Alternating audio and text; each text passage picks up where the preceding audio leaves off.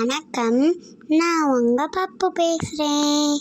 இன்னைக்கு நான், எங்கள் அம்மா, எங்கள் அப்பா, தியாஸ் அண்ணா, 2 அத்தை, கனிஷ்கா, குட்டி பாப்பா, திருஸ்லாக்கா, எங்கள் அப்பத்தா எல்லாரும் சேர்ந்து கருப்புசாமி கோயிலுக்கு போனோம்.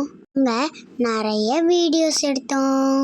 நல்லா சாமி கும்பிட்டோம். எங்களுக்கு பிடிச்ச திங்ஸ் எல்லாம் வாங்கினோம். ஐஸ்கிரீம், கரும்பு ஜூஸ் எல்லாம் சாப்பிட்டோம். கோயிலை ரொம்ப கிட்டக்க பார்க்கும்போது ரொம்ப சூப்பராக இருந்துச்சு.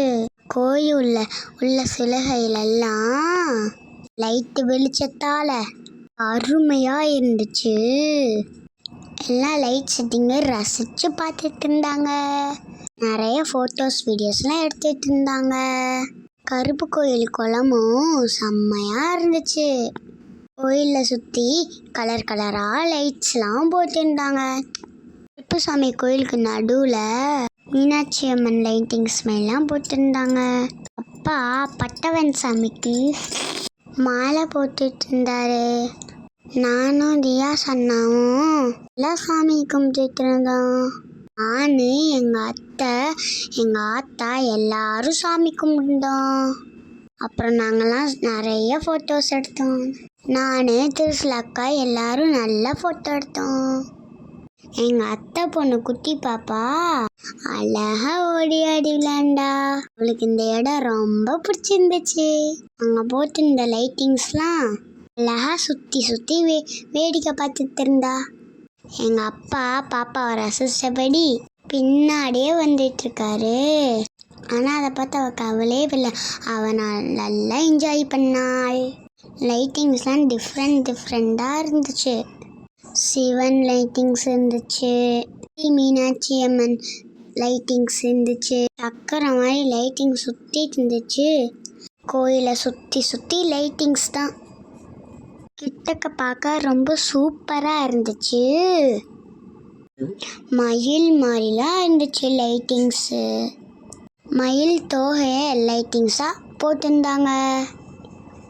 பேர்ட்ஸ் பறக்கிற மாதிரிலாம் லைட்டிங்ஸ் இருந்துச்சு. நாம் இப்போ பார்த்துட்ருக்கிறது தான் நாடக மேடை. இன்னைக்கு நைட்டு இங்கே தான் வள்ளி திருமணம் நாடகம் நடக்க போகுது. அதுக்கு தான் எல்லாம் செட் பண்ணிகிட்ருக்காங்க. இன்னும் சூப்பராக லைட்டிங்ஸ்லாம் எடுத்தோம் நாங்கள். பேர்ட்ஸ்லாம் அழகாக கொடை பிடிச்சி உட்காந்துருக்கு பாருங்களேன். ரொம்ப அருமையாக இருந்துச்சு. இங்கே பாருங்க, கிளி விளக்கு பிடிச்சி உட்காந்துருக்கு. கொஞ்சம் தூரத்துலேருந்து பார்த்தா கூட சூப்பராக இருந்துச்சு. லைட்ஸ் எல்லாம் தங்கம் போல் மின்னுச்சு. மயில் மாதிரி அழகா லைட்டிங்ஸ் வச்சுருந்தாங்க. அங்கே நிறைய டாய்ஸ் கடையெல்லாம் இருந்துச்சு.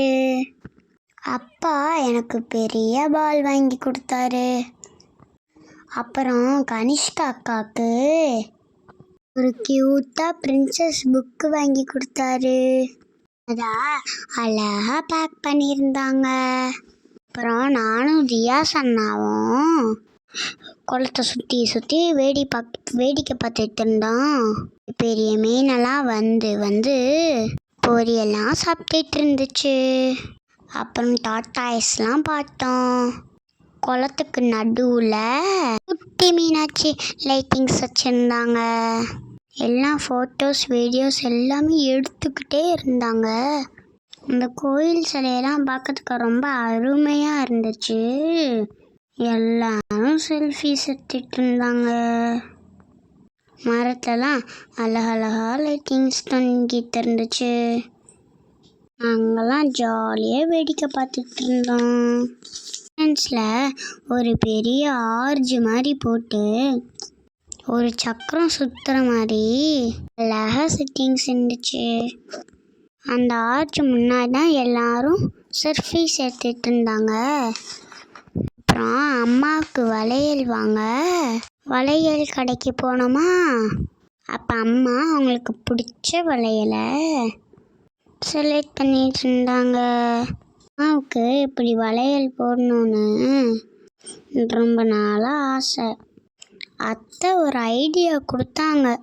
எங்கள் அப்பாவே வளையல் போட்டு விடுங்கன்னு சொன்னாங்க. அப்புறம் அப்பா வளையலை வாங்கி அம்மா கையில் போட்டு விட்டாரு.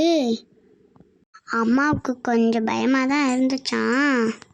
அப்புறம் அப்பா கவனமாக மெதுவாக கொஞ்சம் கொஞ்சமாக வளையலை போட்டு விட்டாரு. இந்த வளையல் கலர் கலராக அழகாக இருந்துச்சு. அம்மா வளையல் போட்டு முடிச்ச பிறகு அத்தை அம்மாவை வளையலை காட்ட சொன்னாங்க. அம்மாவும் வளையல் போட்ட பிறகு அத்தை சொன்ன மாதிரியே வளையலை போட்டுட்டு அழகாக அவங்க வளையலை காமிச்சாங்க. அப்புறம் நாங்கள் எல்லாரும் கரும்பு ஜூஸ் குடித்தோம். அப்புறம் அத்தை எனக்கு ஐஸ்கிரீம்லாம் வாங்கி கொடுத்தாங்க.